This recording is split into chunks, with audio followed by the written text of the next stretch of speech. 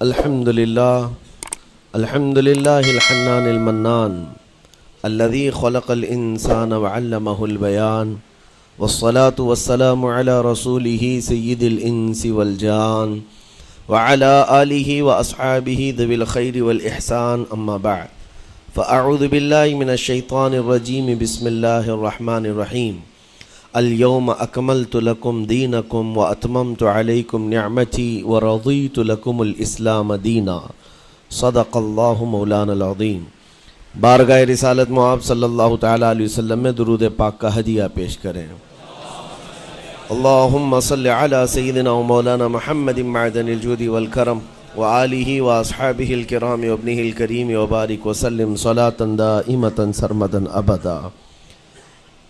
قرآن پاک میں ایک ایسی آیت ہے جس کے متعلق یہودی کہتے ہیں کہ اگر یہ آیت ہمارے دین میں داخل ہوئی ہوتی یا ہماری کتاب میں اتری ہوتی تو ہم اس کو عید کا دن منا لیتے۔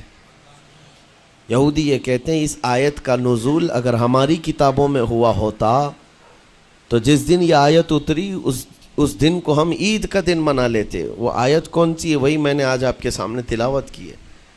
اللہ فرماتا ہے، یہ حجۃ الوداع کے موقع پر حضور صلی اللہ تعالیٰ علیہ وسلم کا آخری حج تھا آپ کی ظاہری زندگی کا۔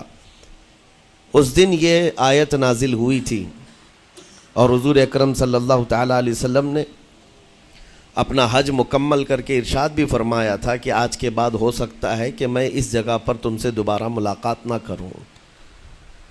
اور وہ آخری حج کہا جاتا ہے اور آخری خطبہ بھی حضور کا خطبۃ الوداع جس کو کہتے ہیں مشہور ہے۔ اس وقت یہ آیت اتری تھی۔ آیت کا معنی پہلے سن لیں، ترجمہ۔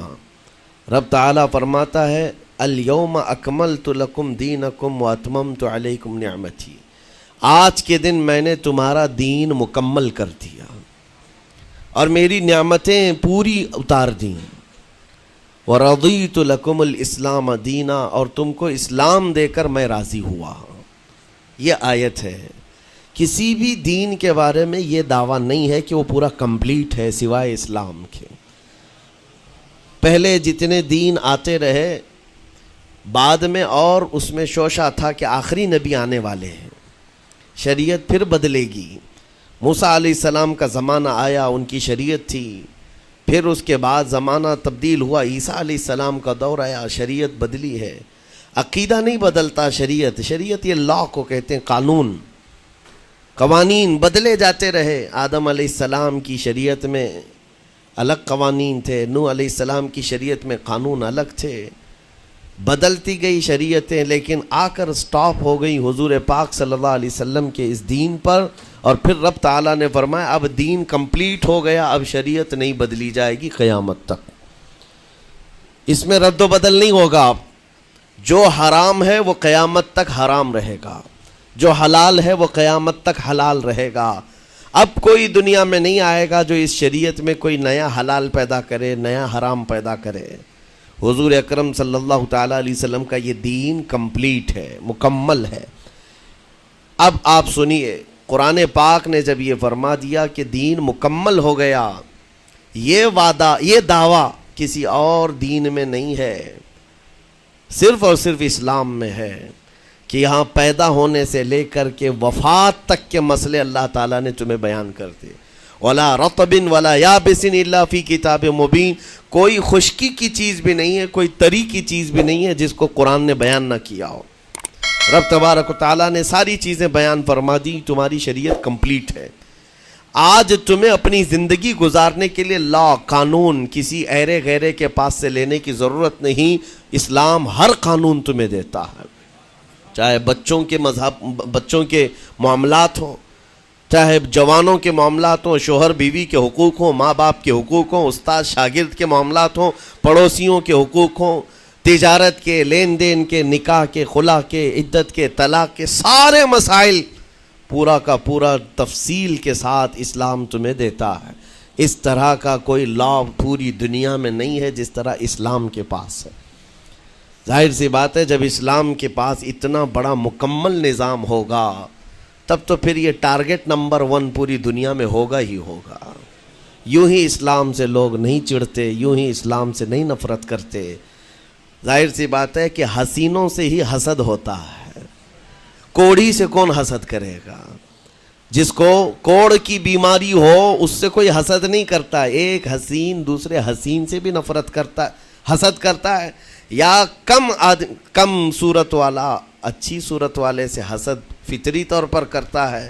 اسی لیے محاورہ کہا گیا ہے کہ حسینوں سے حسد ہوتا ہے، تو اسلام میں جو حسن ہے تو جتنے جلنے والے ہیں اتنے زیادہ حسد کرنے والے پیدا ہوتے ہی رہیں گے۔ اب آپ کے لیے یہ فخر کی بات ہے کہ دنیا جسے ٹارگٹ نمبر 1 کہتی ہے، جس سے چڑھتی ہے اور جلتی ہے، الحمدللہ رب تبارک و تعالیٰ نے وہ دین ہمیں عطا فرمایا۔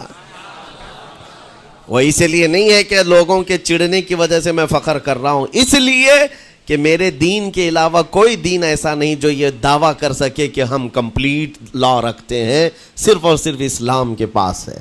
میں یہاں کھڑے ہو کر کے یہ صرف الفاظ کی پھیکم پھاک نہیں کر رہا ہوں، چیلنج ہے یہ۔ پوری دنیا کے کسی بھی ریلیجن کے پاس وہ سارے مسائل نہیں مل پائیں گے جو دین اسلام کے پاس موجود ہیں۔ دین اسلام کے لیے اگر آپ کو میں بتا دوں کہ اس کا جو فقہ کا نظام ہے، مسئلے مسائل، جس کو اگر آپ پڑھنے کی کوشش بھی کریں زندگیاں بیت جائیں، صرف اور صرف ایک چیپٹر پر کتابیں لکھی ہوئی ہیں۔ صرف نکاح کے مسئلے کتابیں پوری ہیں، صرف طلاق کے مسئلے پوری کتابیں موجود ہیں۔ اتنا وستار کے ساتھ، اتنا تفصیل کے ساتھ کوئی دین نہیں پیش کرتا، صرف اور صرف اسلام ہے۔ یہ باتیں میں آپ کے سامنے کیوں رکھ رہا ہوں میرے عزیز ہو؟ تاکہ تمہیں یہ احساس ہو کہ اللہ نے کون سی نعمت تمہیں دی ہے۔ اسی آیت میں رب تعالیٰ فرماتا ہے وَأَتْمَمْتُ عَلَيْكُمْ نِعْمَتِي، میں نے اپنی پوری نعمت تمہیں دے دیا، پوری نعمت تمہیں دے دیا۔ احساس کرو کہ اسلام سے بڑھ کر نعمت کیا ملتی تمہیں، اسلام سے بڑھ کر کے کیا نعمت ہے، جس میں رب تبارک و تعالیٰ نے تمہیں اخلاق و کردار دیے ہیں، تعلیم کے لیے سارے۔ آپ کو ابھی اس زمانے میں پروپیگنڈے کے شکار ہو گئے کہ ہم جاہل قوم سے وابستہ ہیں، ہمارے ہاں جہالت زیادہ ہے، ہمارے ہاں بد کرداری زیادہ ہے۔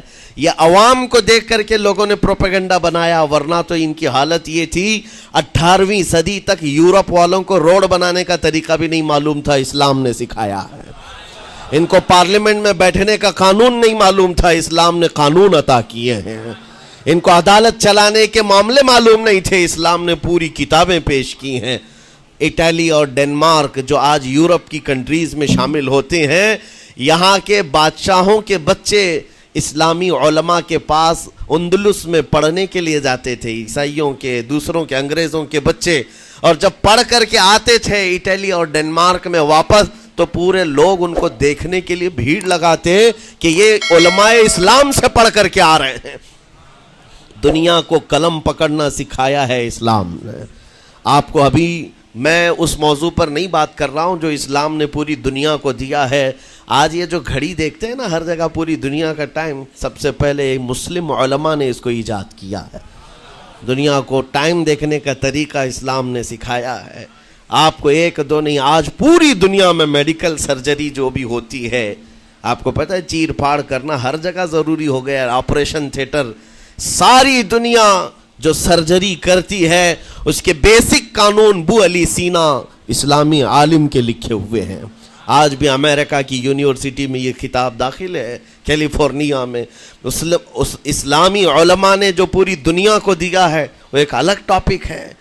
وہ اس کی ترقی اور عروج کا وقت تھا۔ اسپین میں کیمسٹری میں سب سے پہلے ایجاد کرنے والے علماء موجود ہیں، جابر بن حیان ہیں، جو الجبرا پوری دنیا کو دیا ہے۔ آج ہر یونیورسٹی، ہر کالج میں الجبرا کا سبجیکٹ ہوتا ہے۔ کس نے لکھا ہے؟ دنیا کو چلنے کا سلیقہ اسلام نے سکھایا ہے، بولنے کا طریقہ اسلام نے سکھایا ہے۔ سیاست کے معاملات آپ کو پتہ ہے، پہلے کے دور کی سیاست یہ تھی جو بادشاہ بن گیا اس کا راج ہے، اس کا قانون ہے، اور رات کو خواب میں کوئی چیز دیکھے تو صبح قانون بنا دے گا۔ بادشاہوں کا مزاج ہے، خواب میں کوئی چیز نظر آ گئی صبح وہ قانون بن گئی۔ تو یہ تو سلسلہ چلتا تھا پوری دنیا میں، اور آج بھی دنیا اس بات کی قرضدار ہے کہ حقیقت میں سیاست کسی نے سکھائی ہے تو وہ عمر ابن خطاب کی سیاست ہے۔ صدیق اکبر کی سیاست ہے۔ خلفائے راشدین نے جو حکومت و سیادت کر کے دنیا کو دکھایا ہے اس کی مثال کوئی پیش نہیں کر سکتا۔ اسی لیے ہمارے اس دیش کے جانتے ہیں جن کو موہن داس کرم چند گاندھی کہا جاتا ہے، گاندھی جی کو آج سارے لوگ یاد کرتے ہیں۔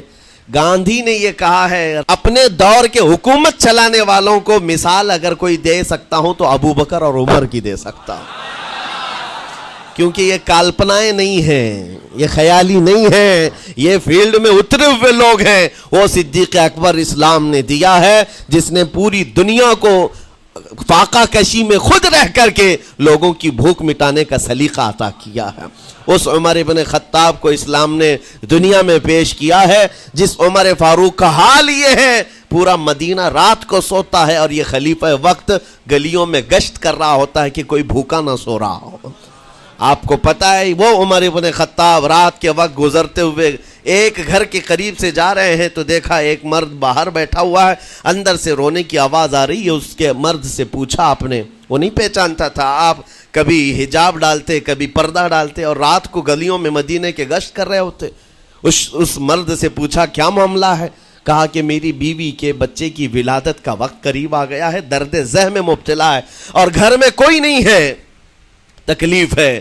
جانتے ہو حضرت عمر فاروق رضی اللہ تعالیٰ عنہ اپنے گھر سے اپنی بیوی کو، اپنی بیٹی کو، اپنی بہو کو بلوایا اور کہا جاؤ یہاں پر گھر میں بچے کی ولادت ہونے والی ہے، اس کی تیمارداری کرو۔ صبح تک خلیفۃ المسلمین کے گھر کی عورتیں ایک غریب کے گھر کی عورت کی تیمارداری کر رہی ہیں۔